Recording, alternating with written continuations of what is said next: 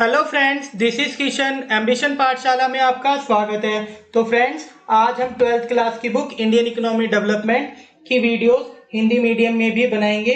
Because friends, जो Hindi medium के students होते हैं उन्हें इंग्लिश मीडियम की वीडियोस से थोड़ी कम अंडरस्टैंडिंग होती है और उन्हें वीडियो का कंटेंट और टॉपिक अच्छे से समझ में नहीं आता है। इसलिए मैंने डिसाइड करा है आज से इस चैनल पर हिंदी मीडियम के स्टूडेंट्स के लिए भी वीडियोस अपलोड की जाएगी। तो मैं उम्मीद करता हूँ हिंदी मीडियम के स्टूडेंट्स को वीडियो का टॉपिक और कंटेंट अच्छे से समझ में आएगा। तो फ्रेंड्स, आज हम चैप्टर 3 कृषि की विशेषताएं, समस्याएं एवं नीतियों के फर्स्ट पार्ट की स्टडी करेंगे। Let's begin. कृषि की विशेषताएं, समस्याएं एवं नीतियों को समझने के लिए मैंने इस चैप्टर को 5 मेजर पॉइंट्स में या टॉपिक्स में डिवाइड करा है। आप इन टॉपिक्स की स्टडी करने के बाद अच्छे से समझ पाओगे कि जो हमारा कृषि क्षेत्र है इंडिपेंडेंस से पहले कैसा था, इंडिपेंडेंस के टाइम पर हमारा कृषि क्षेत्र कैसा था और आफ्टर इंडिपेंडेंस हमारे कृषि क्षेत्र के अंदर क्या क्या डेवलपमेंट्स हुई, जिसकी वजह से हमारे एग्रीकल्चर सेक्टर की प्रोडक्टिविटी बढ़ी, प्रोडक्शन बढ़ा, जिसकी वजह से हमारा इंडिया फूड ग्रेन के मामले में सेल्फ सफिशिएंट बन पाया, मतलब आत्मनिर्भर बन पाया। और फ्रेंड्स, वीडियो के लास्ट में हम ये भी स्टडी करेंगे कि हमारा जो एग्रीकल्चर सेक्टर है, मतलब कृषि क्षेत्र है, उसके अंदर जो प्रोडक्टिविटी और प्रोडक्शन है विश्व की डेवलप्ड कंट्रीज से कम क्यों है।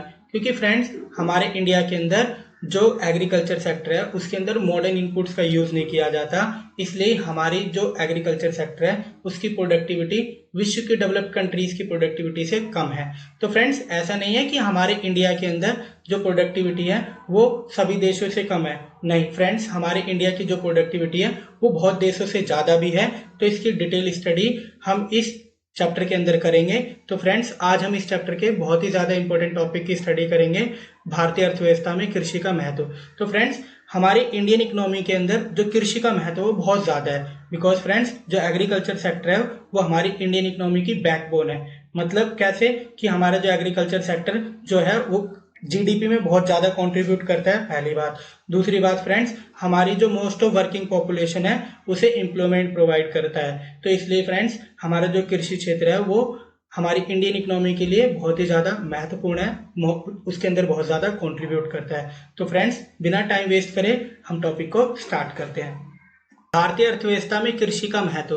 तो जो हमारी इंडियन एग्रीकल्चर है वो हमारी इंडियन इकोनॉमी के लिए बहुत ही ज़्यादा इंपॉर्टेंस रखती है।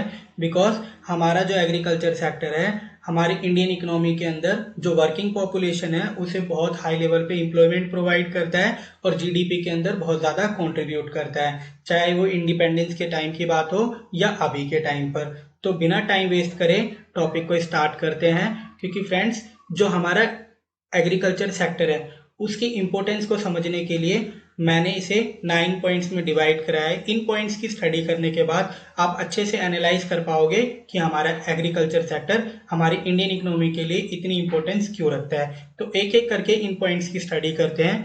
फर्स्ट पॉइंट, सकल घरेलू उत्पाद में योगदान, मतलब कॉन्ट्रीब्यूशन इन जीडीपी। तो हमारा जो एग्रीकल्चर सेक्टर है वो जीडीपी के अंदर बहुत ज्यादा कंट्रीब्यूट करता है, चाहे वो अभी की बात हो फ्रेंड्स, चाहे इंडिपेंडेंस से पहले की बात हो या इंडिपेंडेंस के टाइम की बात हो। हमारा जो एग्रीकल्चर सेक्टर है वो जीडीपी में बहुत ज्यादा कंट्रीब्यूट करता है।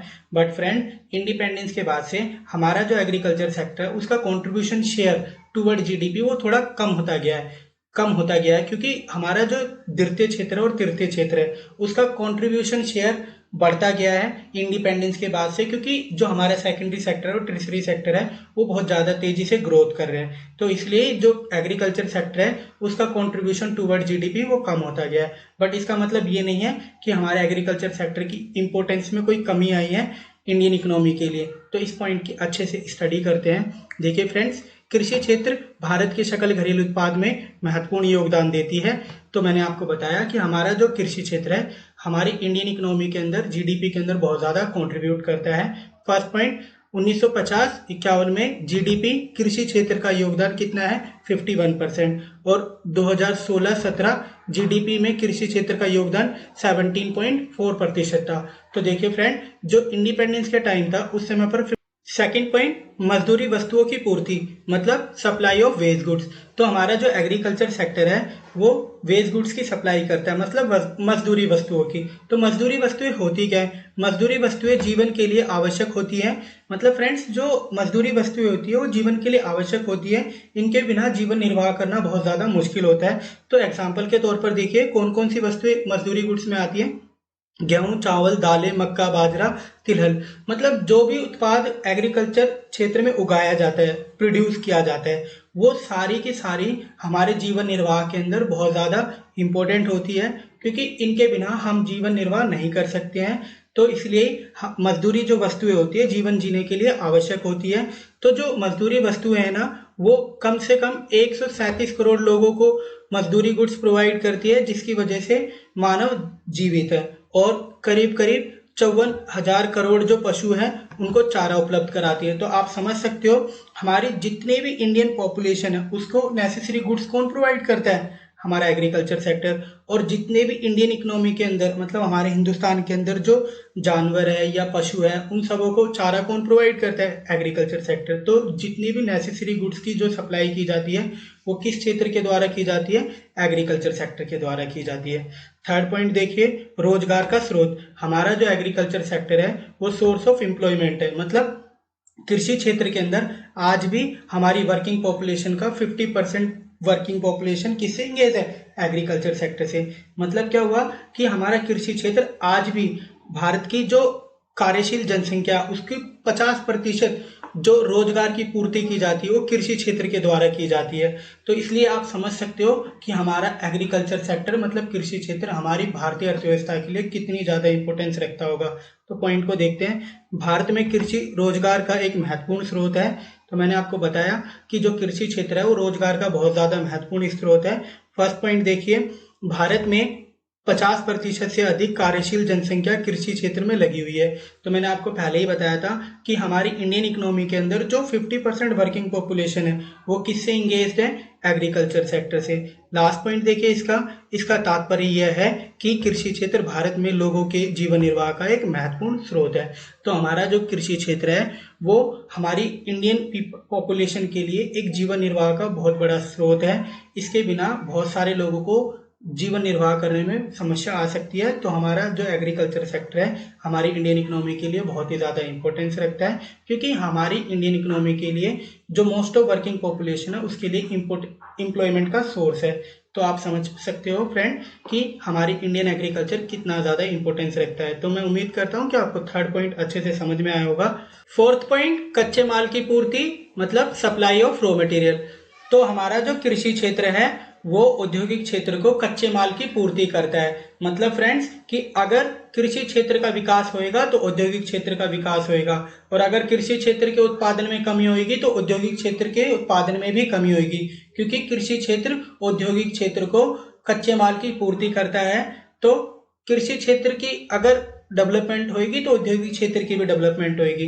पॉइंट को अच्छे से समझते हैं। कृषि औद्योगिक क्षेत्र के लिए कच्चे माल की पूर्ति करता है। तो मतलब किस तरीके से पूर्ति करता है समझते हैं एग्जाम्पल के तरीके से।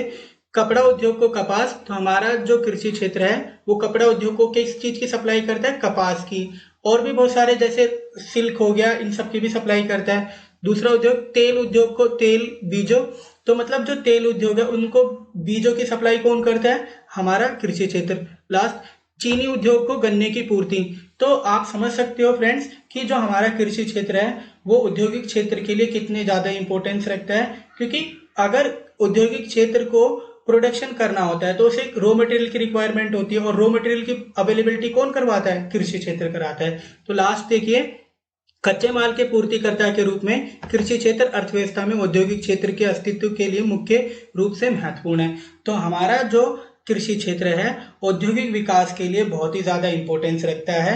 कृषि क्षेत्र में उत्पादन में कमी मतलब औद्योगिक क्षेत्र के उत्पादन में कमी, कृषि क्षेत्र के उत्पादन में वृद्धि मतलब औद्योगिक क्षेत्र के उत्पादन में वृद्धि। तो आप एक बात अच्छे से लिंक कर सकते हो कि एक क्षेत्र दूसरे क्षेत्र के ग्रोथ में कितना ज्यादा कंट्रीब्यूट करता है। तो मैं उम्मीद करता हूं कि आपको ये फोर्थ पॉइंट अच्छे से समझ में आया होगा। फिफ्थ पॉइंट देखिए, औद्योगिक वस्तुओं की मांग का स्रोत। तो हमारा जो कृषि क्षेत्र है वो औद्योगिक वस्तुओं की मांग का स्रोत है, मतलब source of demand for industrial goods. मतलब इंडस्ट्रियल गुड्स की अगर कोई डिमांड करता है तो वो कृषि क्षेत्र करता है। मतलब फ्रेंड्स किन किन गुड्स की डिमांड करता होगा, जैसे ट्रैक्टर, थ्रेशर, हार्वेस्टर और भी बहुत सारे जो ट्रांसपोर्ट इंडस्ट्री के अंदर जो भी व्हीकल्स यूज होते हैं वो मोस्ट ऑफ कृषि क्षेत्र के द्वारा ही यूज करे जाते हैं, मतलब इस्तेमाल में लाए जाते हैं। तो पॉइंट को अच्छे से समझते हैं। कृषि क्षेत्र औद्योगिक वस्तुओं की विशेष पूंजीगत वस्तुओं की मांग का मुख्य स्रोत है। तो आप इस बात को समझो कि हमारा जो कृषि क्षेत्र है वो जितनी भी हैवी मशीनें होती है उन सबों का यूज करता है, जैसे ट्रैक्टर, थ्रेशर, हार्वेस्टर। तो इन सबों की मांग किस क्षेत्र के द्वारा की जाती है, कृषि क्षेत्र की। और इन सबों का प्रोडक्शन कौन करता है, सेकेंडरी मतलब द्वितीय क्षेत्र। तो आप समझ सकते हो जो औद्योगिक क्षेत्र है उन वस्तुओं की मांग का स्रोत कौन है, कृषि क्षेत्र। तो कृषि क्षेत्र आप समझ सकते हो कि किस तरीके से सेकेंडरी सेक्टर की ग्रोथ एंड डेवलपमेंट में अपना योगदान देता है। तो फर्स्ट पॉइंट देखिए, मशीनों के विशेष रूप से कृषि क्षेत्र द्वारा मांग की जाती है, अंततः कृषि क्षेत्र की समृद्धि के कारण औद्योगिक क्षेत्र की समृद्धि होती है। तो आप समझ सकते हो कि अगर कृषि क्षेत्र की समृद्धि होगी तो औद्योगिक क्षेत्र की समृद्धि होगी, क्योंकि जो हमारा कृषि क्षेत्र है औद्योगिक क्षेत्र की वस्तुओं की डिमांड करता है, जैसे ट्रैक्टर, थ्रेशर, हार्वेस्टर। और हमारे एग्रीकल्चर सेक्टर में इन सब चीज़ों का बहुत हाई लेवल पे यूज होता है, जो हमारे एग्रीकल्चर सेक्टर की ग्रोथ के लिए बहुत ज़्यादा इंपॉर्टेंस रखते हैं। तो मैं उम्मीद करता हूँ आपको फिफ्थ पॉइंट और फोर्थ पॉइंट अच्छे से समझ में आए होंगे। सिक्स्थ पॉइंट देखिए, अंतर्राष्ट्रीय व्यापार में योगदान, मतलब कंट्रीब्यूशन टू इंटरनेशनल ट्रेड। मतलब फ्रेंड्स हमारा जो एग्रीकल्चर सेक्टर है वो इंटरनेशनल ट्रेड में भी बहुत ज़्यादा कंट्रीब्यूट करता है, क्योंकि हमारे एग्रीकल्चर सेक्टर के अंदर अब प्रोडक्टिविटी और प्रोडक्शन बहुत ज़्यादा होता है। इसी वजह से हमारा एग्रीकल्चर सेक्टर डोमेस्टिक नीड्स को तो पूरा करता ही करता है, साथ में जो सरप्लस आउटपुट होता है उसे रेस्ट ऑफ द वर्ल्ड में हम एक्सपोर्ट कर पाते हैं। और हमें फ्रेंड्स पता ही है कि जो एक्सपोर्ट करते हैं जब हम किसी भी गुड्स का, तो उससे हमें फॉरेन एक्सचेंज रिसीव होता है, और फॉरेन एक्सचेंज जो रिसीव होएगा उससे हम हमारी डोमेस्टिक रिक्वायरमेंट्स को पूरा कर सकते हैं। जैसे हमें क्रूड ऑयल की रिक्वायरमेंट होती है तो हम उसे इम्पोर्ट कर सकते हैं। दूसरा, हमें जो डिफेंस गुड्स होते हैं अगर उनकी हमें परचेसिंग करनी होती है तो हम उन्हें भी खरीद पाते हैं, क्योंकि जो डिफेंस गुड्स है वो हमारे इंडियन इकोनॉमी के अंदर प्रोड्यूस नहीं होते हैं, क्योंकि उसके लिए बहुत ज़्यादा हाई लेवल की टेक्नोलॉजी की जरूरत होती है जो हमारे इंडिया के अंदर नहीं है।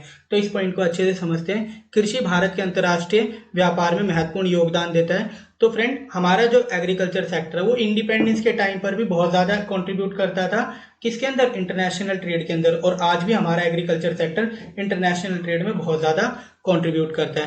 फर्स्ट पॉइंट, तो एग्जांपल समझिए किन किन चीज़ों का हमारा भारत एक्सपोर्ट करता है। तो भारत चाय, जूट, काजू, तंबाकू, कॉफ़ी, मसालों आदि का निर्यात करता है। तो हमारा इंडिया जो है बहुत सारे ऐसे गुड्स है जिनका एक्सपोर्ट करता है, जैसे मैंने अभी अभी आपको नाम बताए, जैसे चाय, जूट, काजू, तंबाकू, कॉफ़ी और मसाले आदि। और भी बहुत सारी चीज़ें जिनका हमारा भारत एक्सपोर्ट करता है। सेकंड पॉइंट देखिए, निर्यात विदेशी विनिमय का स्रोत है। मैंने आपको पहले ही बताया कि अगर आप एक्सपोर्ट करते हो तो उससे आपको फॉरेन एक्सचेंज रिसीव होएगा, जिसकी भारत की रक्षा सामग्री तथा कच्चे क्रूड ऑयल के आयात के लिए आवश्यक होती है। तो अगर आपको डिफेंस गुड्स खरीदने हो, क्रूड ऑयल खरीदना हो, टेक्नोलॉजी इंपोर्ट करनी हो, तो इसके लिए आप एक्सपोर्ट करते हो किसका, एग्रीकल्चर गुड्स का, और उससे रिसीव्ड फॉरेन एक्सचेंज को आप डिफेंस गुड्स खरीद सकते हो और क्रूड ऑयल खरीद सकते हो। तो आप समझ सकते हो कि हमारा एग्रीकल्चर सेक्टर इंटरनेशनल ट्रेड में कितना ज्यादा कंट्रीब्यूट करता है। सेवेंथ पॉइंट, घरेलू व्यापार में योगदान, मतलब कंट्रीब्यूशन टू डोमेस्टिक ट्रेड। तो हमारा जो कृषि क्षेत्र है वो घरेलू व्यापार में भी बहुत ज्यादा योगदान देता है, जिस तरीके से हमारा कृषि क्षेत्र अंतर्राष्ट्रीय व्यापार में योगदान देता है। तो ये किस तरीके से योगदान देता है हमारे घरेलू व्यापार में, क्योंकि फ्रेंड्स हमारे जो इंडिया है उसके अंदर बहुत ज्यादा पॉपुलेशन है, और वो जो पॉपुलेशन है वो फार्म प्रोडक्ट्स का बहुत ज्यादा इस्तेमाल करती है। इसलिए हमारी जो पॉपुलेशन है वो फार्म प्रोडक्ट्स को खरीदने के ऊपर बहुत ज़्यादा खर्च करती है। तो इसलिए हमारी जो घरेलू व्यापार है उसके अंदर हमारा कृषि क्षेत्र का योगदान बहुत ज़्यादा होता है। तो इसको अच्छे से समझते हैं। देश के घरेलू व्यापार में कृषि एक महत्वपूर्ण भूमिका निभाती है। तो आप देखिए इस एग्जाम्पल से समझ में आ जाएगा आपको। भारत में लाखों लोग अपनी आवश्यकताओं की पूर्ति के लिए कृषि उत्पादों को खरीदने पर भारी व्यय करते हैं। तो जो मैंने आपको एक बात पहले ही क्लियर करी है, इंडिया के अंदर पॉपुलेशन बहुत ज़्यादा है और वो सभी लोग अपनी आवश्यकताओं की पूर्ति करने के लिए किन वस्तुओं को खरीदते हैं, कृषि गुड्स को खरीदते हैं, मतलब कृषि में उत्पादित वस्तुओं को खरीदते हैं। तो आप समझ सकते हो हमारा जो एग्रीकल्चर सेक्टर है वो घरेलू व्यापार में कितना ज़्यादा योगदान देता है। तो मैं उम्मीद करता हूँ आपको 7 पॉइंट अच्छे से समझ में आया होगा। नेक्स्ट पॉइंट पे चलते हैं। 8th पॉइंट की स्टडी करते हैं, यातायात उद्योग को समर्थन, मतलब सपोर्ट टू ट्रांसपोर्ट इंडस्ट्री। तो फ्रेंड्स, हमारा जो कृषि क्षेत्र है वो ट्रांसपोर्ट इंडस्ट्री को डायरेक्ट सपोर्ट करता है। मतलब कृषि क्षेत्र के अंदर वृद्धि होगी, ग्रोथ होगी, तो ट्रांसपोर्ट इंडस्ट्री की भी ग्रोथ होगी।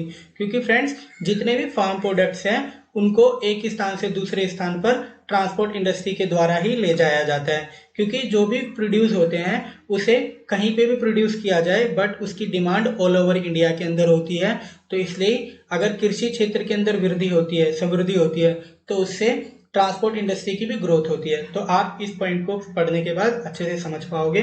भारत में कृषि क्षेत्र यातायात उद्योग को महत्वपूर्ण समर्थन प्रदान करता है। तो मैंने आपको बताया कि हमारा जो कृषि क्षेत्र है वो ट्रांसपोर्ट इंडस्ट्री को बहुत हद तक सपोर्ट करता है।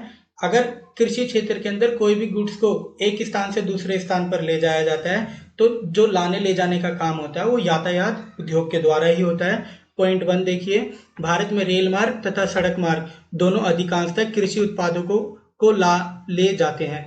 तो मतलब लाने ले जाने का काम कृषि प्रोडक्ट्स का वो कौन करता है? ट्रांसपोर्ट इंडस्ट्री करती है। सेकंड पॉइंट देखिए, इसका तात्पर्य है कृषि यातायात उद्योग की मांग का एक महत्वपूर्ण स्रोत है। मतलब जो कृषि जो है उसके अंदर ट्रांसपोर्ट इंडस्ट्री जो है वो बहुत ज़्यादा महत्वपूर्ण है। क्योंकि जो भी फार्म प्रोडक्ट्स होते हैं उसे लाने ले जाने का काम कौन करता है? ट्रांसपोर्ट इंडस्ट्री करती है। तो फ्रेंड्स, उम्मीद करता हूँ आपको 8 पॉइंट अच्छे से समझ में आया होगा कि हमारा जो कृषि क्षेत्र है ट्रांसपोर्ट इंडस्ट्री की ग्रोथ के लिए कितना इंपॉर्टेंट रखता है। 9th पॉइंट, राष्ट्र का धन, वेल्थ ऑफ द नेशन। मतलब फ्रेंड्स, जो हमारा एग्रीकल्चर सेक्टर है उसके जो रिसोर्सेस होते हैं वह हमारी राष्ट्र की संपत्ति होते हैं। पॉइंट को अच्छे से समझते हैं। देश का धन मतलब जो वेल्थ होती है, एक बड़ा भाग कृषि क्षेत्र से संबंधित है। मतलब हमारा जो कृषि क्षेत्र है उसके अंदर जो भी रिसोर्सेस यूज किए जाते हैं वो हमारे राष्ट्र की संपत्ति होती है। तो देखिए, फर्स्ट पॉइंट जो है, स्थायी पूंजी के रूप में भूमि का स्थान देश में सबसे ऊंचा है। तो फ्रेंड्स, जो हमारा कृषि क्षेत्र है उसके पास में सबसे ज्यादा लैंड एक्वायर की होती है। मतलब वो जो लैंड है वो हमारे नेशन की वेल्थ है। क्योंकि जो कृषि होती है उसके लिए रिक्वायरमेंट होती है लैंड की।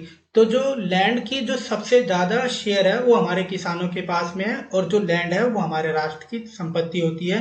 सेकंड पॉइंट देखिए, इसके अतिरिक्त करोड़ों रुपए की पूंजी बड़ी और छोटी सिंचाई परियोजनाओं में निवेश की जाती है। तो मतलब जो हमारा कृषि क्षेत्र है उसके अंदर जो सिंचाई इरिगेशन फैसिलिटीज को इनहेंस करने के लिए जो छोटी बड़ी परियोजनाएं प्रोजेक्ट्स होते हैं वो जो चलाए जाते हैं उसके ऊपर करोड़ों रुपए खर्च होते हैं, और वो हमारे राष्ट्र की संपत्ति है। तो मैं उम्मीद करता हूं कि आपको ये 9 पॉइंट्स अच्छे से समझ में आए होंगे, जिससे आपको इस चीज में समझने में मदद मिलेगी कि हमारा जो कृषि क्षेत्र है हमारी इंडियन इकोनॉमी के लिए कितना इंपॉर्टेंस रखता है। तो मैं एक एक करके आप इन पॉइंट्स को दोबारा से रिमाइंड कराता हूं।